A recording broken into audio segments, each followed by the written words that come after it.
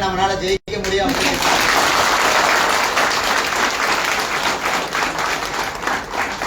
எவ்வளவு பெரிய தடை வந்தாலும் அதை உடை. வெற்றி ஒன்றுதான் நம்முடைய அதனால குரலற்றவர்களின் குரல் இந்த அரங்கத்திலேயே ஒழிக்கலைன்னா உலகத்தில் எங்க ஒழிக்க போகுது? குரலற்றவர்களின் குரலை ஒழிப்பதற்கு ஒரு ஒளிவாங்கி ஒண்ணு தேவைங்கிறது தேவையில்லை. நாமே முழு ஒளிவாங்கியாக இருக்கும் பொழுது நம்மளுடைய குரல் இங்கல்ல, சென்னையிலே இருக்கக்கூடிய ஜெயின் ஜார்ஜ் கோட்டையிலேயே ஒழிக்கணும். அதனால அதுக்கான வேலையை நாம நிச்சயமா செய்வோம்.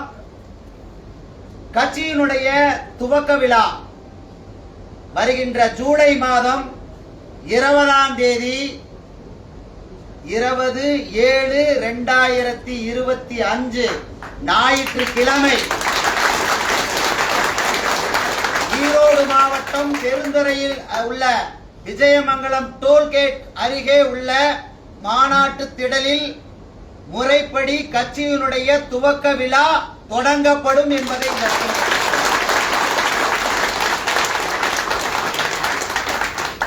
அதுக்கு முன்னாடி நாம கட்சியினுடைய பெயரை நம்ம தெரிஞ்சுக்கணும் இல்லையா? கட்சியினுடைய பெயரை தெரிந்து கொள்ளக்கூடிய வாய்ப்பு யார் யாருக்கெல்லாம் இருக்கு அப்படின்னா சென்னையில அடுத்து வரக்கூடிய ஒரு 15ஆம் தேதி அல்லது அதுக்கு அடுத்து வரக்கூடிய தேதி மட்டும் சென்னையில நடைபெறக்கூடிய தேதி சொல்றேன். அந்த தேதி என்று அனைத்து நிர்வாகிகளும் யாரெல்லாம் விருப்பப்படுகிறீர்களோ அனைவரும் சென்னையிலே ஏதாவது ஒரு இடத்துல அதுக்கான ஏற்பாடு செஞ்சு முறைப்படி அனைத்து பத்திரிகை மற்றும் தொலைக்காட்சியை வர வைத்து அவர்கள் முன்னிலையில் ஒட்டுமொத்த தமிழகத்திற்கு இந்த குரலற்ற சமுதாயத்தினுடைய குரலாக ஒலிக்கக்கூடிய புதிய கட்சியினுடைய பெயரை விரைவில் அறிவித்துவிட்டு நம்ம தொடங்குவோம். பண்ணிடலாமா?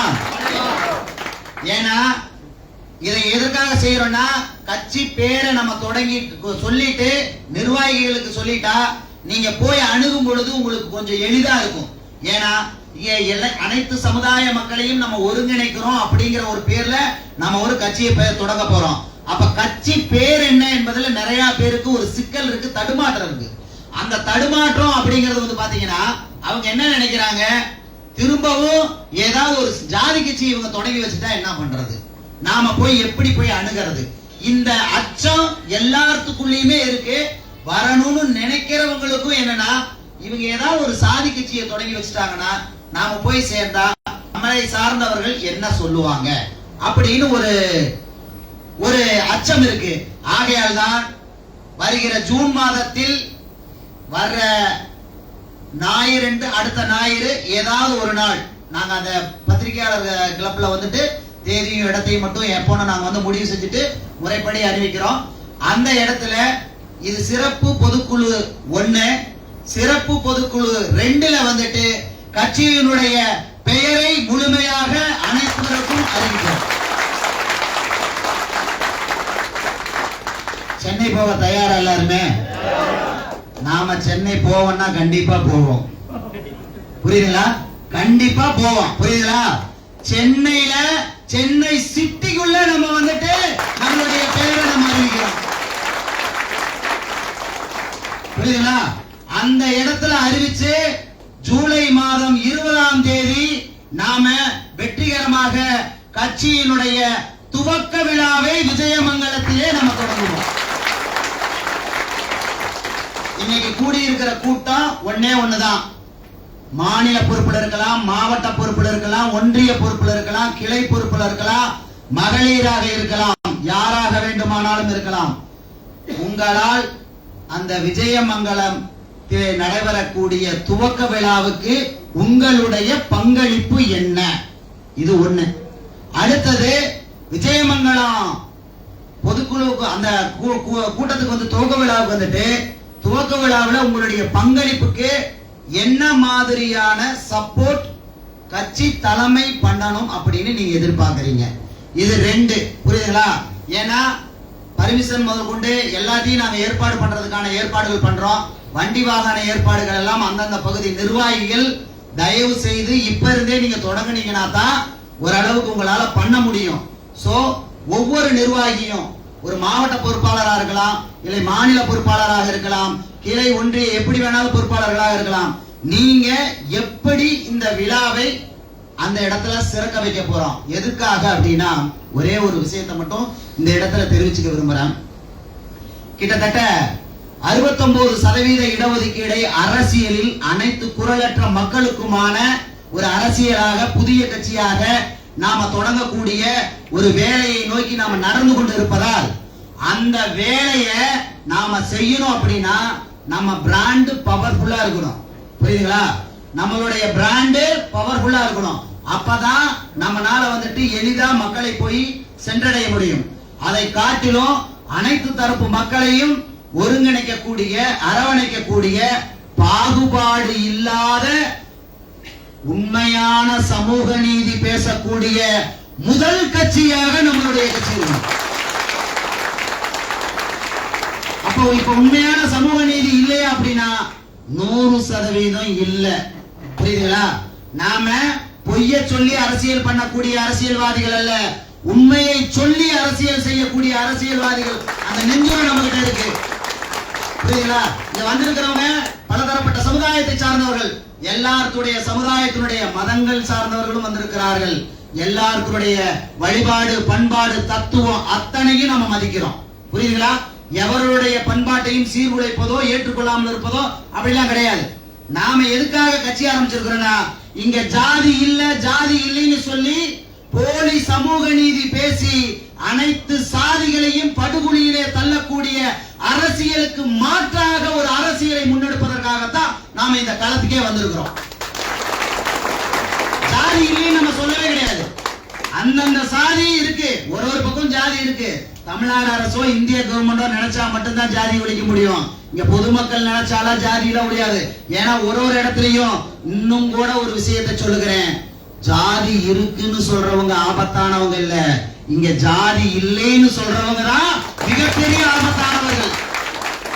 ஏன்னா அவங்க தான் வந்துட்டு யாராவது பேசுற வார்த்தையை பிரிச்சு இது அப்படி உனக்கு எதிராக பேசுனா, இப்படி உனக்கு எதிராக பேசுனா. ஏன்னா ஜாதி இருக்குன்னு சொல்ற அவன் ஜாதி பெருமை பேசிட்டு போயிடுவான், அவன் அதோட போயிடுவான், ஒரு நாள் கொண்டாட்டம் அதோட போயிடுவான். ஆனா இல்லைன்னு சொல்றவங்க தான் என்ன பண்ணுவாங்க, என்னைக்காவது ஒரு நாள் பேசினா பாத்தீங்களா, அதை எடுத்துட்டு வந்து இப்ப போட்டு பாத்தியா இது உனக்கு எதிராக பேசப்பட்டதுன்னு அவனை தூண்டி விடுறான். ஏன்னா இங்க ஜாதி இல்லைன்னு சொல்லிதான் கிட்டத்தட்ட 78 ஆண்டுகளாக அரசியல் செய்து கொண்டிருக்கிறார்கள்.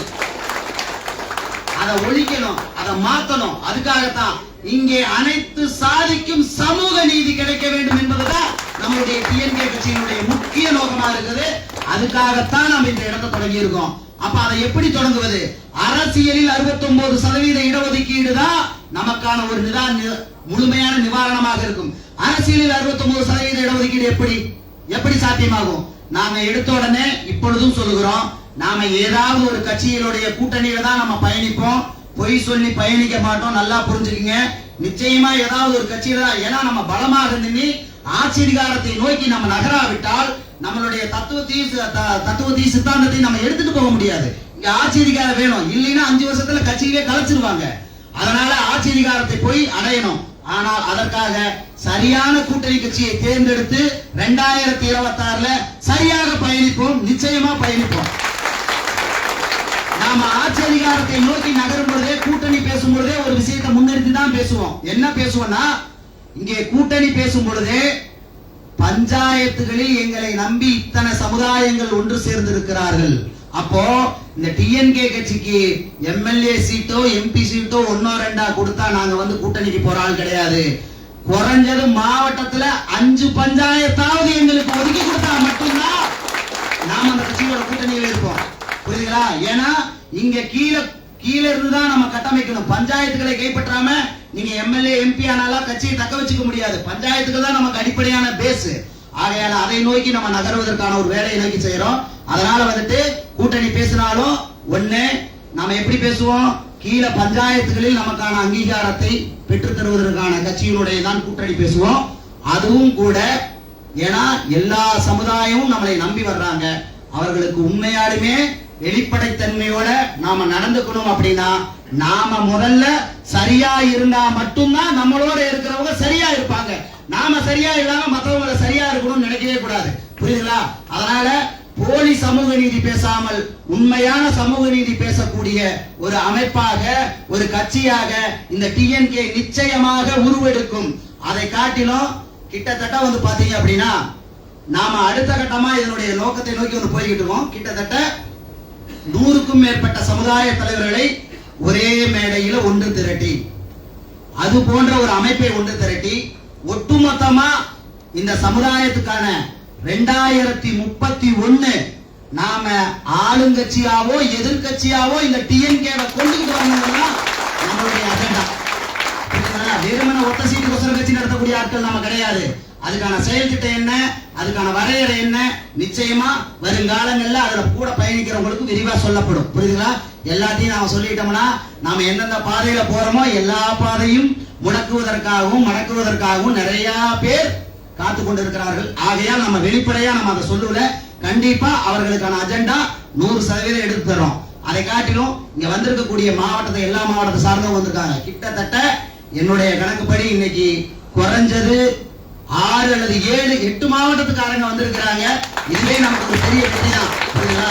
8ங்கிறத விட நம்ம பிரிச்ச மாவட்டமா பார்த்தா 10-15 மாவட்டம் வரும்.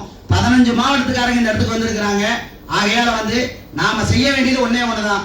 விஜயமங்கலத்திலே நடைபெறக்கூடிய துவக்க விழாவை எப்படி சிறப்பாக செய்கிறது, இதுல ஒவ்வொருத்தரோட பங்களிப்பு என்ன, யாருக்கிட்டையாவது ஒரு ஸ்பெஷல் ஐடியா இருந்தா தயவு செய்து அதை கொடுங்க. நாம அதை டூப்ளிகேட் பண்ணலாம். புரியுதுங்களா? நீங்க என்ன நினைக்கிறீங்களோ இப்படி செஞ்சா கூட்டம் அங்க நம்ம வந்து கொண்டுட்டு வர முடியும். நாம என்னுடைய பங்களிப்பு இப்படி இருக்கு, இதை கொண்டுட்டு வரது எப்படி அப்படிங்கறத பத்தி நீங்க இதை பேசுங்க. பின்னாடி கடைசியா வந்துட்டு ஒரு சில விஷயங்களை நான் உங்களுக்கு வந்துட்டு அதுக்கான வழிமுறைகள் என்னென்ன பண்ண போறோம் அப்படிங்கறத சொல்றோம். ஆகையால 20/7/2025 பெருந்துறை விஜயமங்கலம் ஈரோடு மாவட்டத்தில கட்சியினுடைய டிஎன்கே கட்சியினுடைய துவக்க விழா தொடங்கவிருக்கிறது என்பதை சொல்லி உங்களிடமிருந்து விடைபெறுவது நான் உங்கள் மூன்று காரியம் என்ற மாணவன் நாடு சரவணன். நன்றி, வணக்கம்.